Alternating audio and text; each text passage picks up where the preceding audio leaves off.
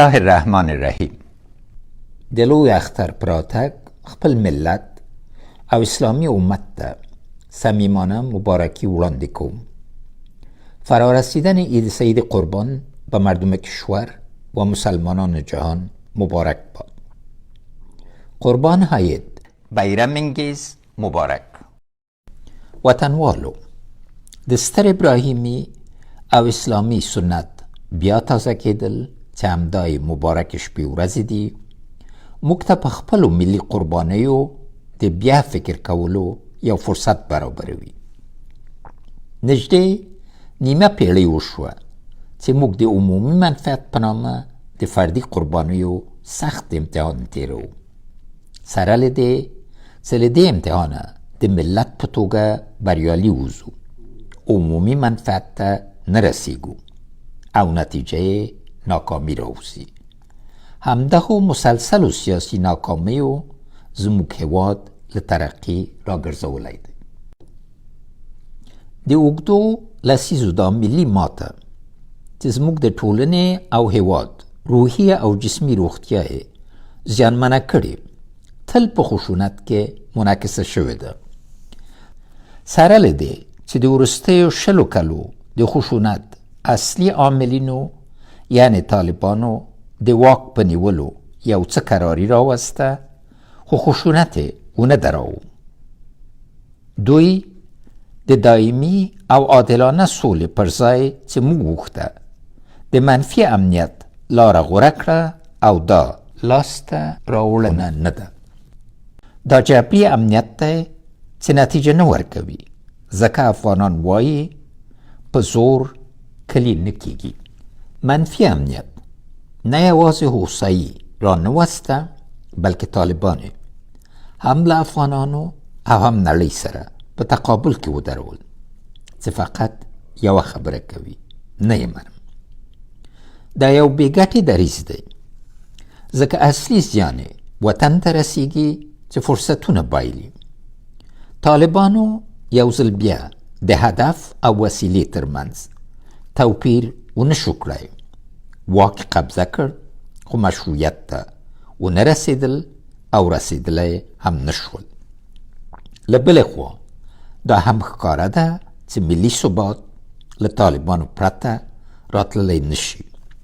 د سولې او ثبات دایمي کېدل اوس په دې اړه لري چې له طالب سره د تیرو 20 کلو چلند صادقانه وڅېړل شي، په خطاګانو اعتراف وشي او له دې لارې خشونت او غچ اخیستنې ته بهانې له منځه ولاړې شي. د دغې غچ اخیستنې اصلي بیه زموږ خویندې او ورونه، زموږ ولسونه او نسلونه ورکوي. اوس باید هدف دا وي چې د بېاعتمادي فضا پورته او له دې لارې نه یوازې اوسنیو بلکې خپلو راتلونکو نسلونو ته سوله، مثبت امنیت او ملي وحدت تضمین کړو. هموطنان، خون و خشونت دوامدار روان جامعه ما را پیهم صدمه زده و شاید دیگر زمان آن فرا رسیده باشد که همه با هم استفاده از آن به عنوان وسیله حصول به اهداف سیاسی را رد کنیم. استفاده معقول از فرصت موجود می تواند داستان نیمه قرنه خون و خشونت در کشور را به تاریخ تحویل دهد، مشروط بر این که به عنوان حربه برای حصول اهداف گروهی توسط طالبان مورد استفاده قرار نگیرد.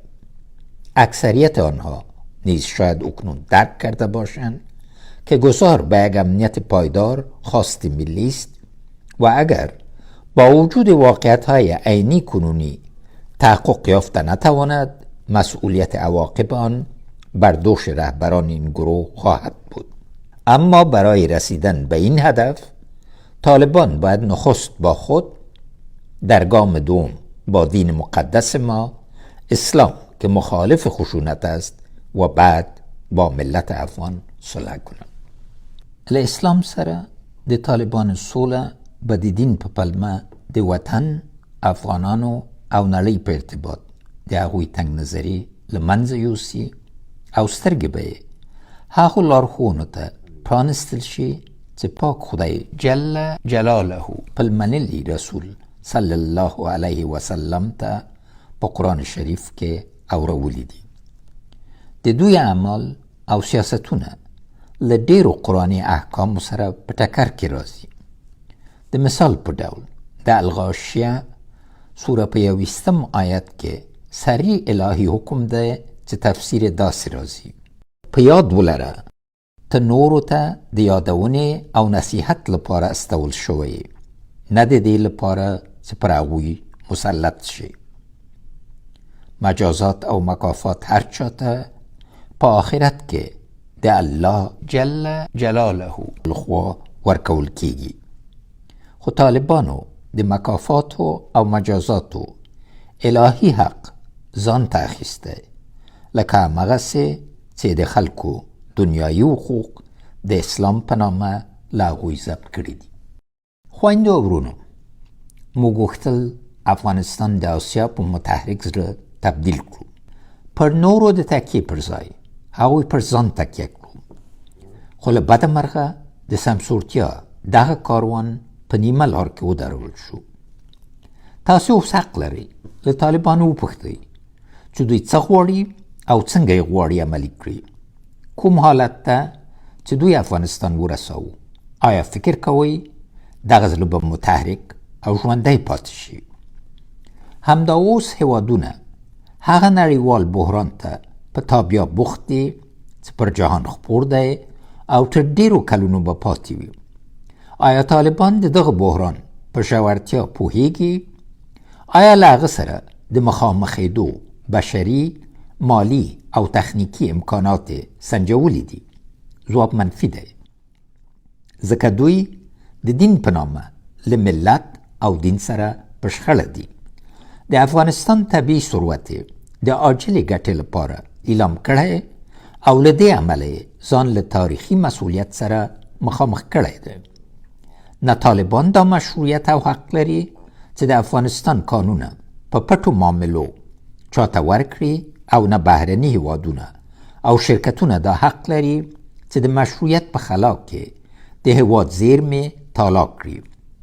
زموږ جغرافیه، زموږ فضا، زموږ اوبه، زموږ چاپیریال او نور زموږ د قانونو غوندې ډیر ارزښتناک دي او هره ذره یې دقیق پام او ساتنه غواړي.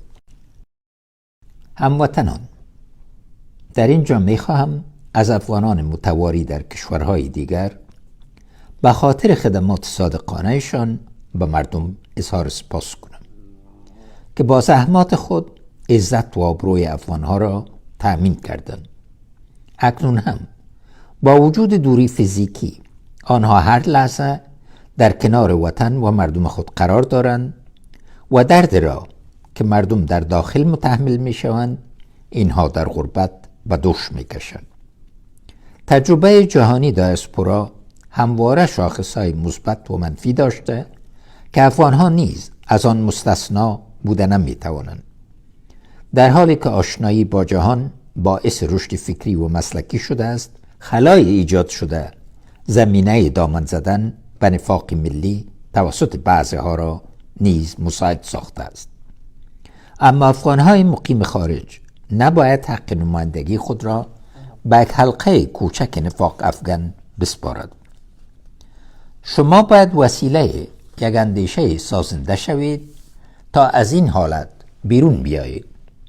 خوشبختانه فرصت‌ها و چاره‌های زیاد برایتان میسر است که از آن به نفع جامعه خود در خارج و داخل استفاده نمایید. یکی از این راه‌ها دیجیتال سازی و کار روی ایجاد یک افغانستان دیگر در فضای مجازی است که محور تجمع هموطنان ما در خارج شود.